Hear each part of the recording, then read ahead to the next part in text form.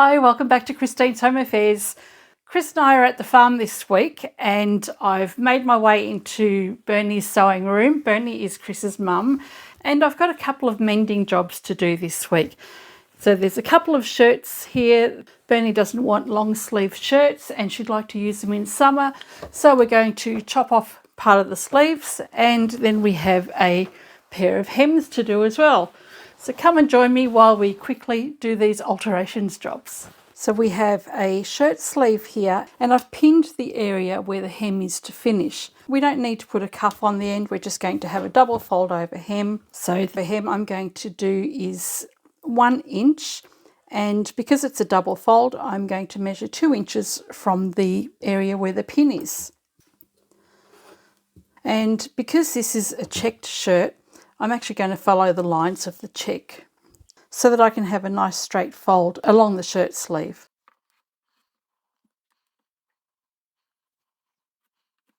And it's a pretty simple job really. All I'm going to do now, I'm going to take the other sleeve and line the two of them up together. So I'll line up the two armhole sections there.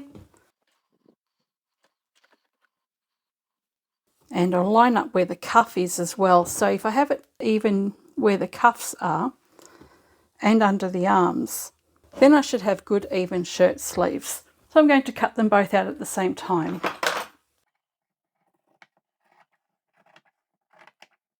It's a bit weird working with other people's tools. I have my favourites at home, so going through other people's sewing boxes is a little bit strange.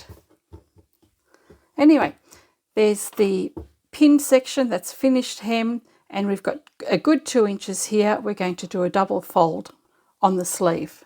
I've turned the hem inside out. It's very difficult to see. We've got a brown sewing table here with a brown shirt, so it's a little bit difficult to see, but we'll get there. So with the pin in place there, I've got 2 inches. I'm going to fold the raw edge up by 1 inch and then I'll fold it up again by another inch, and that should come in line with the marking that I've got of my pin there.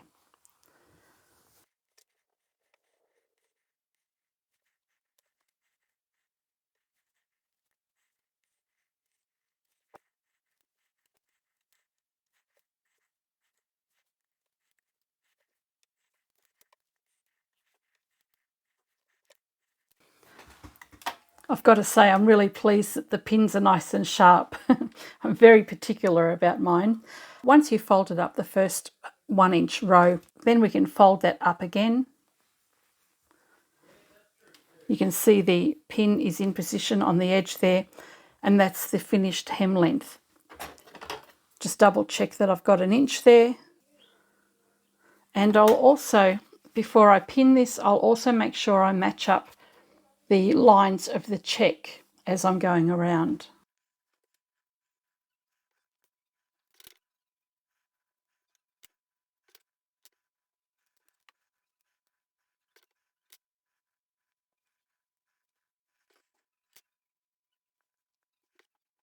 It's a very lightweight fabric and it's making it a little bit difficult to try and fold that up without it shifting too much. But there's a nice 1 inch hem there.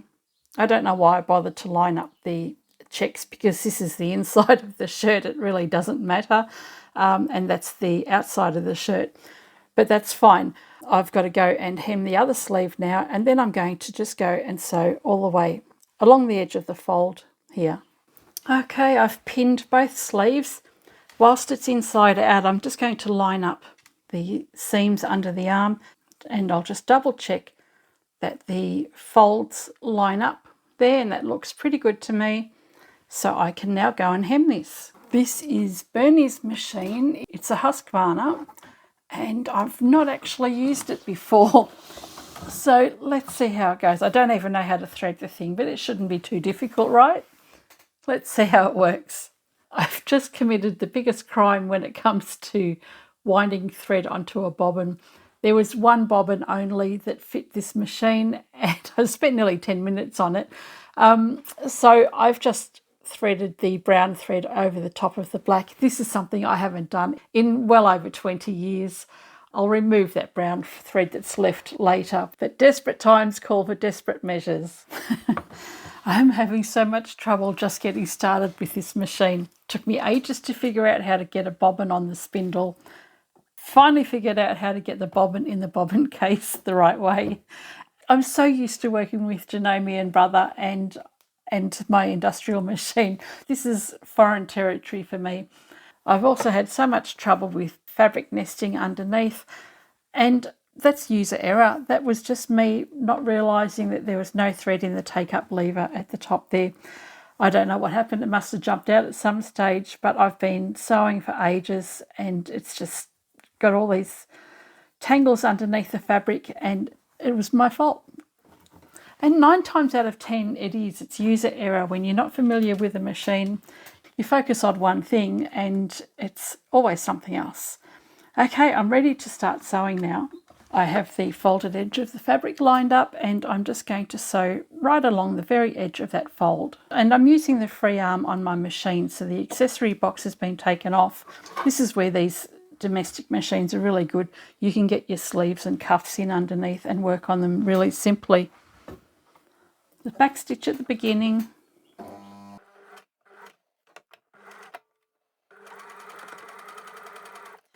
As I'm sewing, I'm kind of pulling the bottom layer forward. So I'm just helping, I'm not pulling it tight, I'm just helping it steer. It helps keep the fabric taut as well whilst you're sewing.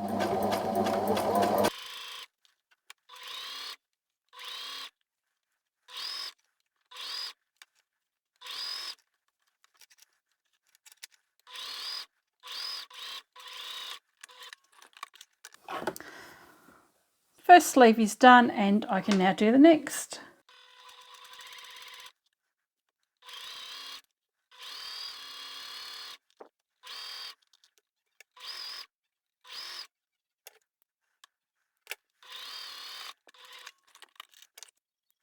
Okay, that's one garment done, 2 to go. I think whilst I've got this thread on, I might do the pants next. Next job I have is this pair of pants. They need to be 2.5 inches shorter than what they are now. Bernie's already put a pin in the hem for me, so I'll just reposition that. And where that pin is now is the finished hem length. The current hem is 3/4 of an inch or almost 2 centimetres. I'm just going to double that because I'll just do a double fold hem like I did with the shirts. So that is 1.5 inches. So I will measure 1.5 inches. I'll find that on my gauge there and come down from the finished hem length. And that mark there is where I cut.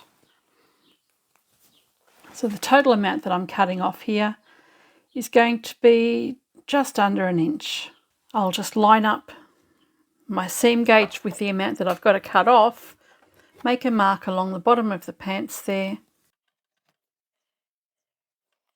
And these ones will be easy. I can place both legs together as well and cut them off at the same time. So that's my cutting line along here. I'm going to pin these pant legs together so that they're even along the bottom. I'll cut both off at the same time. Okay, so these scissors aren't quite as sharp as mine. Might have to do them separately.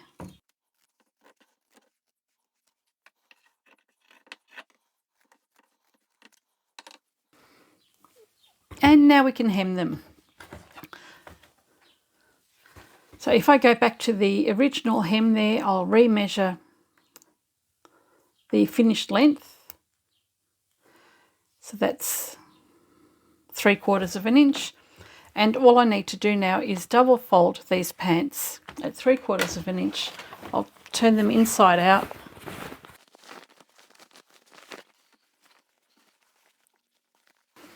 And where that pin is, that's my finished hem length. So as long as my 2 folds meet up with that, everything should be fine. I've just realised I don't have clips with me here, so I'll have to go old school and use some pins. I'm not used to that. You get so used to using things that make life a lot easier for you at home. You don't realise not everybody has them in their sewing space.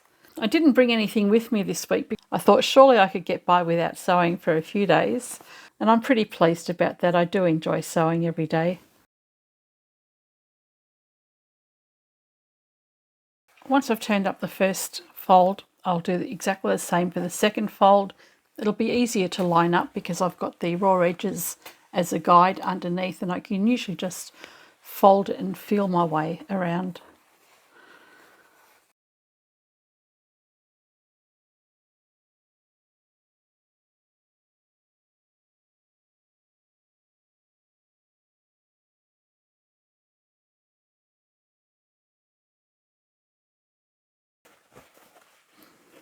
Okay, that one's finished, ready to be sewn up, and I just need to do the other one now, and once I've done that I'll double check that both legs are the same length, then we can sew it up. The fabric of these are only like a lightweight drill or even a lightweight denim, so I'm not going to have any problems with breaking needles going over the seams there. And I'll just backstitch at the beginning and the end.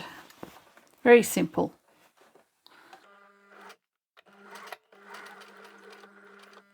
Because I'm not familiar with this machine, I will actually just hand crank over the bulk of the seam here.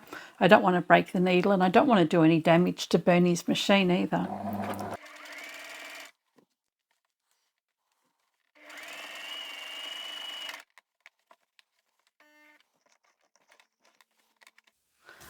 Let's see what's going on here.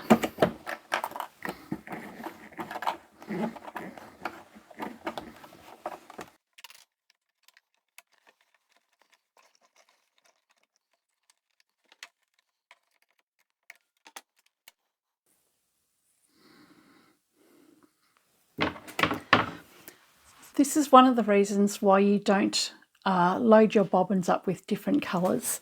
The black thread that's underneath was sticking out. It's got itself tangled up and caused problems whilst I was sewing the hem. But as I said, I've only got the one bobbin to use, so I'm just going to have to make do with this. I think I might bring my old Janome with me next time. At least if anything goes wrong, I know how to fix it.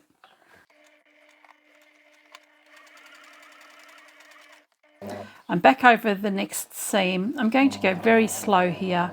I'm just watching what happens with the foot because it's raising quite a bit. And what I can do is just take the old hem. I'll fold the layers of the old hem and place it behind the presser foot. That'll level out the presser foot a bit better, and that way I'm not going to cause the needle to hit the foot that's there and end up doing damage or even breaking the needle. It's a little bit tight though. I'll hand crank it.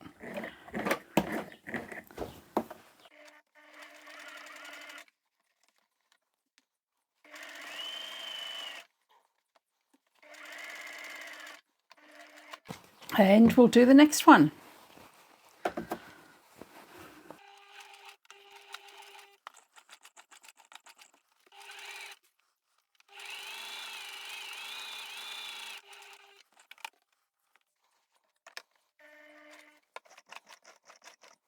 Even though the needle should go through this fabric with ease, I'm a little bit hesitant because I'm not sure of the capabilities of the machine. It's better just to have that little bit of bulk fabric behind it to keep the foot straight, and then hand crank it. At least you're not going to do any damage to the machine, especially when it's somebody else's. Might be a little bit slower, but it's safer.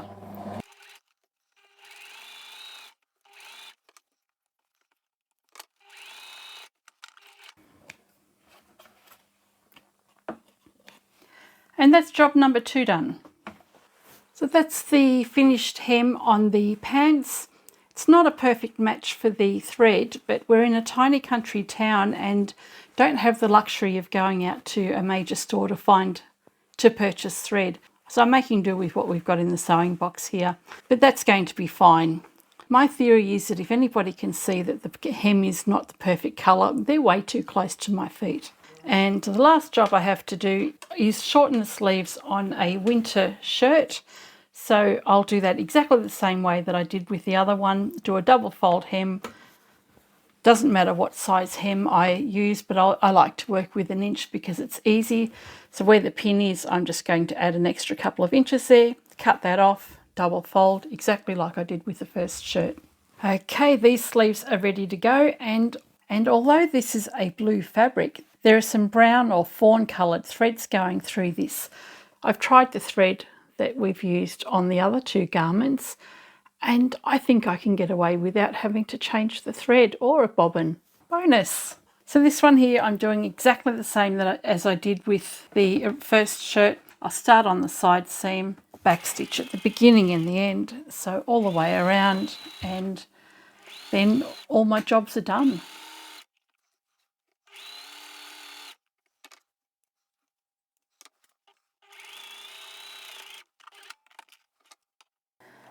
And this is the second sleeve, so we're almost finished. I'm making a mental note of the things I need to bring with me next time. My own scissors. What else do I need? Double-sided tape, can't live without that. My clips, and there's one more thing that I really wanted. What was that? Twin needle. I do have a couple of jobs that require a twin needle, so I'll try and remember to bring one of those over next time as well. And I lost the bobbin race. 6 inches short of the finish, and I've run out of bobbin thread.